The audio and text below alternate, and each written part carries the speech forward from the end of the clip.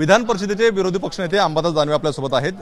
Sir, आपण पाहतोय की कॅन्टीनचा जो मॅनेजर आहे त्याला मारहाण केलेली आहे। संजय गायकवाड पुन्हा एकदा समर्थन करतायत का मी शिवसैनिक आहे आणि माझ्या स्टाईल मी त्यांना उत्तर देतो। मला असं वाटतं जसं संजय गायकवाड यांनी मारहाण केली चूक आहे, तसं शिळं अन्न खाऊ घालणं हे पण चूक आहे।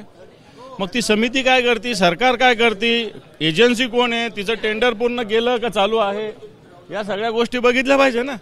आणि म्हणून उगाच विरोध करण्याला काही अर्थ नाही। त्यांनी त्यांच्या पद्धतीनं जे करायचं ते केलं असेल, परंतु ही एजन्सी सुद्धा कधीपासून काम करते आणि हे जर शिळं अन्न देत असेल तर याच्यावर कारवाई झाली पाहिजे। तुम्ही समर्थन करताय संजय गायकवाडांनी मारहाण केल्याचं? मी संजय गायकवाडांचं समर्थन नाही केलं, पण शिळ्या अन्नाचंही समर्थन मी नाही करू शकत ना।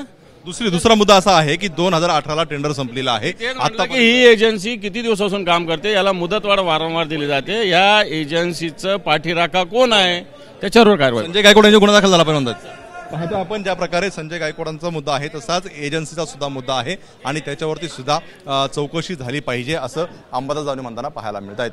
कॅमेरामन गजानन सरजने एबीपी माझा मुंबई। एबीपी माझा, उघडा डोळे बघा नीट।